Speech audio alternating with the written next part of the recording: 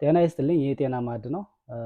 ዛሬ ስለ ነስር አንዳንድ የጤና መረጃዎችን ላካፍላችሁ። ነስር ማለት ወይም ደግሞ ኤፒስታክሲስ የአፍንጫ መድማት ሲሆን በስፋት ብዙ ሰዎች ላይ የሚከሰት ህፃናት ላይ፣ ጎልማሳዎች ላይ፣ ወጣቶች ላይ እንዲሁም ደግሞ ኦልድ ኤጅ ላይ የሚከሰት ችግር ነው። ከመቶ ሰዎች ውስጥ እንግዲህ 60 የሚሆኑ በጎልማሳ እድሜ ውስጥ ያሉ ሰዎች ቢያንስ በህይወት ዘመናቸው አንዴ ለዚህ ችግር ይጋለጣሉ። ይህ የሚያሳየው እንግዲህ ምን ያህል ኮመን እንደሆነ፣ ምን ያህል ብዙ ሰዎች ላይ ሊከሰት የሚችል ችግር እንደሆነ ያሳያል ማለት ነው። ከምስሉ ላይ እንደምናየው እንግዲህ ወደ አፍንጫ የሚሄዱ በጣም ብዛት ያላቸው ጥቃቅን ብለድ ቬዝል ወይም ደግሞ የደም ስሮች እናያለን። ስለዚህ ጉዳት በሚኖርበት ጊዜ በተለያየ መልኩ እንግዲህ ጉዳት ሊደርስ ይችላል ማለት ነው። በሚደርስበት ጊዜ እንግዲህ በቀላሉ ራፕቸር ያደርጋሉ፣ በቀላሉ ይደማሉ፣ ለነስር ያጋልጣሉ ማለት ነው። ነስር ከፊተኛው የአፍንጫ ክፍል ሊነሳ ይችላል። አንቴሪየር ናዛል ብሊድ ምንለው ማለት ነው። ይሄ እንግዲህ 90% የሚሆነውን ነስር ይሸፍናል፣ ወይም ደግሞ 90% የሚሆነው ነስር ከዚህ የሚነሳ ነስር ሲሆን ብዙ ጊዜ እንግዲህ ህፃናት ላይ እና ወጣቶች ላይ የሚከሰት ችግር ነው። 90% የሚሆነው ነስር በብዛት እንደሚከሰቱ፣ ነገር ግን ይሄ ቤታችን በምናደርገው ቀላል እርዳታ ወይም ደግሞ በራሱ ይቆማል ማለት ነው። ሌላኛው እንግዲህ ከኋለኛው የአፍንጫ ክፍል የሚነሳ ወይም ደግሞ ፖስቴሪየር ናዛል ብሊድ የምንለው ነው።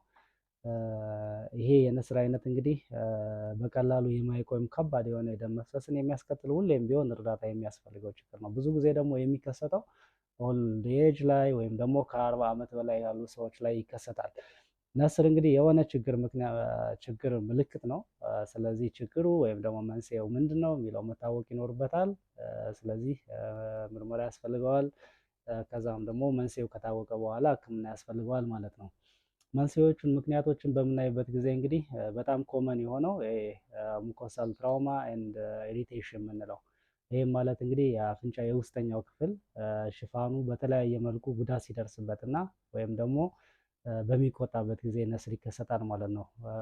በብዛት እንግዲህ የነስር ኮዝ ወይም ደግሞ መንስኤ የሙኮሳል ትራውማ ኤንድ ኢሪቴሽን የምንለው ነው። እንግዲህ ጉዳት ከሚያደርሱ ነገሮች አንደኛው እንግዲህ አፍንጫችን የውስጠኛውን ክፍል በእጃችን መነካካት ወይም ደግሞ መጎርጎር፣ በተለይም ደግሞ ጥፍራቸውን ሳይቆረጡ አፍንጫ የውስጠኛውን ክፍል መነካካት፣ መጎርጎር ለነስር ያጋልጣል። ጉንፋን በሚይዝበት ጊዜ፣ በሚያፍንበት ጊዜ አፍንጫ ሊያሳክክ ይችላል። እንግዲህ መነካካት፣ መጎርጎር በተለይም ደግሞ ጥፍር ሳይቆረጡ በቀላሉ እነዚህ የደም ከላይ ያየናቸው የደም ስሮች ማለት ነው በቀላሉ ራፕቸር ያደርጋሉ። ስለዚህ ብሊድ ያደርጋል ወይም ደግሞ ይነስራል ማለት ነው።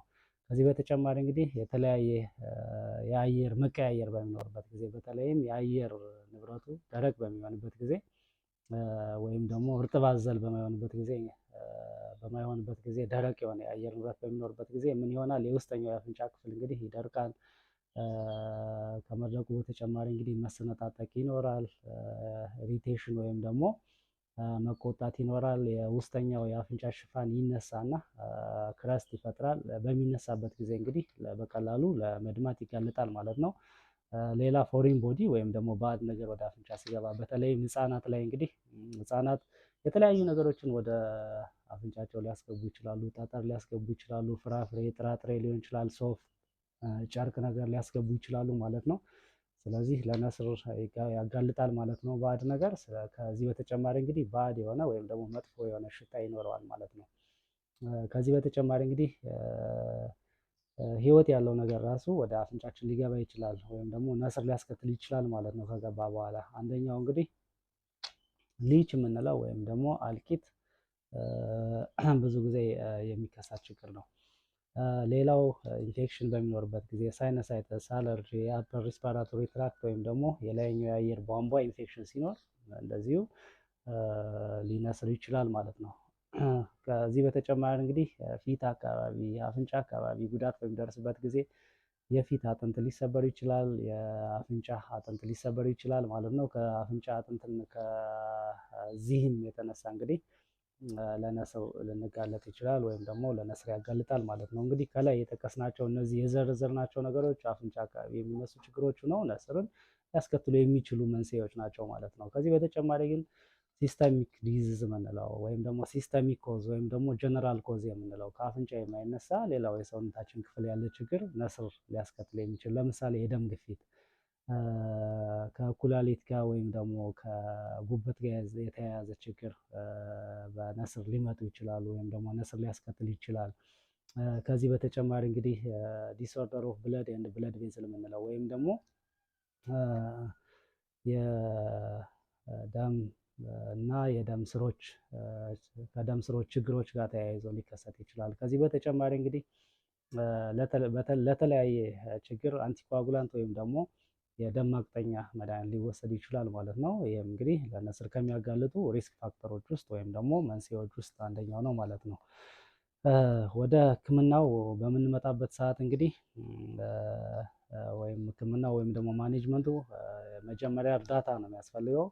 የመጀመሪያ እርዳታ እንግዲህ ከቤታችን ልንሰጥ እንችላለን ወይም ደግሞ ጤና ተቋማት ላይ ሊሰጥ ይችላል። ስለዚህ ነስር በሚኖርበት ጊዜ መጀመሪያ ማድረግ የሚኖርብን መረጋጋትና መቀመጥ ነው። ተረጋግቶ ከምስሉ በምታዩት መልኩ መቀመጥ። ከዛም ከምስሉ እንደምታዩት አፍንጫን ከጎንና ከጎን ጫን አድርጎ መያዝ ማለት ነው። ስለዚህ ጫን አድርገን ስንይዘው ያዝ ለቀቅ ማድረግ አይኖርብንም። ኮንቲኒየስ የሆነ ፕሬዠር አፕላይ አድርጎ ከ10 እስከ 15 ደቂቃ መቆየት ያስፈልጋል። ህጻናት ከሆኑ ደግሞ ብዙ ጊዜ ከ5 እስከ 10 ደቂቃ በቂ ነው ማለት ነው። ስለዚህ ጫን አድርጎ ያዝ ለቀቅ አለማድረግ ኮንቲኒየስሊ ፕሬዠር አፕላይ አድርጎ መያዝ ያስፈልጋል ማለት ነው። ከዚህ በተጨማሪ ከምስሉ በምታዩት መልኩ በረዶ ወይም ደግሞ ቀዝቃዛ የኮልድ ኮምፕረስ የምንለው አፍንጫ አካባቢ አፕላይ ማድረግ። እንግዲህ በረዶ ላናገኝ እንችላለን። ስለዚህ ቀዝቃዛ ውሃ ፍሪጅ ውስጥ ካለ እንግዲህ ቀዝቃዛ ውሃ ጨርቅ ነክረን መጠቀም እንችላለን ማለት ነው። አብዛኛውን ጊዜ እንግዲህ 90% የሚሆነው ይህም ማለት እንግዲህ 100 ሰዎች በነስር ቢመጡ 90 የሚሆኑ ሰዎች ማለት ነው በዚህ መልኩ ይሻላቸዋል ወይም ደግሞ ነስሩ በዚህ መልኩ መቆም ይችላል። እነዚህን መጀመሪያ እርዳታዎች በማድረግ ማለት ነው። እነዚህን ከቤታችንም ልናደርግ እንችላለን ማለት ነው። ስለዚህ ነስሩ ከቆመ ማድረግ የሌለብን ነገሮች ምንድን ነው? አንደኛ አፍንጫችን የውስጠኛውን ክፍል አለመነካካት፣ በደንብ ጫን አድርጎ አለመያዝ፣ በተለይም ጥፍራችን ሳንቆረጥ ማለት ነው አፍንጫን መጎርጎር ማቆም ያስፈልጋል ማለት ነው። ከዚህ በተጨማሪ እንግዲህ የውስጠኛው የአፍንጫ ክፍል መድረቅ ካለ ጀል ወይም ደግሞ ባዝሊን መቀባት። ከዚህ በተጨማሪ እንግዲህ ሳይነስ ካለን ሳይነስን መታከም፣ አላርጅ ካለ አላርጅ መታከም፣ አፐር ሬስፒራቶሪ ትራክት ኢንፌክሽን ወይም ደግሞ የላይኛው የአየር ቧንቧ ኢንፌክሽን ካለ በአጠቃላይ ማለት ነው መታከም ያስፈልጋል ማለት ነው። ነገር ግን ነስሩ የማይቆም ከሆነ ያ ማለት እንግዲህ ከ10 እስከ 15 ደቂቃ ለ20 ደቂቃ ጫን አድርገን ይዘን መቆም ማይችል ከሆነ አሁንም ኮንቲኒየስሊ እየደማ ከሆነ በጣም መድማት ካለ ከ10 እስከ 15 ደቂቃ ግዴታ መቆየት አያስፈልግም። በጣም መድማት ካለ ያ ማለት እንግዲህ ጫን አድርገን ይዘን በአፍ አፍንጫ የሚወጣ ከሆነ ተደጋጋሚ ጊዜ የሚከሰት ከሆነ እንዲሁም ደግሞ የድካም ስሜት፣ የደረት ህመም፣ ማፈን አይነት ስሜት ካለ እንዲሁም የደም ማቅጠኛ መድኃኒት ከወሰዱ በኋላ የተከሰተ ችግር ፊት አካባቢ ጉዳት ደርሶ ወይም ደግሞ አፍንጫ አካባቢ ጉዳት ከደረሰ በኋላ ከሆነ ነስር የተከሰተው ቶሎ ወደ ሕክምና ተቋም መምጣት ያስፈልጋል ማለት ነው። ወደ ሕክምና ተቋም የምንመጣበት ምክንያት እንግዲህ አንደኛው ነስሩ ካልቆመ ቶሎ ማስቆም ያስፈልጋል ማለት ነው። ስለዚህ የተለያዩ ሜቶዶች አሉ፣ የተለያዩ ሕክምናዎች አሉ ማለት ነው። ስለዚህ ነስሩ መቆም ይኖርበታል ማለት ነው። ከዚህ በተጨማሪ እንግዲህ ከላይ እንደጠቀስ ነው ለነስር የሚያጋልጡ መንስኤዎች ወይም ደግሞ ምክንያቶቹ ብዙ ናቸው። ስለዚህ ምክንያቶችን ለማወቅ ምርመራ ማድረግ ያስፈልጋል። ምርመራ ከተደረገ በኋላ ምክንያቱ ከታወቀ በኋላ ደግሞ ምክንያቱን ማከም ያስፈልጋል ማለት ነው። ለምሳሌ የደም ግፊት ሊሆን ይችላል። ስለዚህ የደም ግፊቱን መታከም ያስፈልጋል ማለት ነው።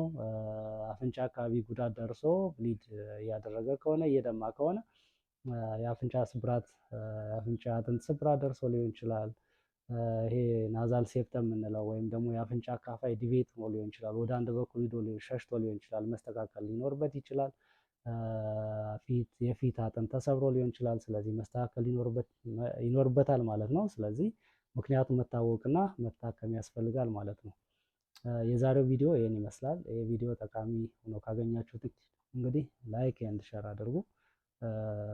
ከዚህ በተጨማሪ ሳብስክራይብ አድርጉ። ለሌሎች እንዲደርስ ሸር አድርጉ። አመሰግናለሁ።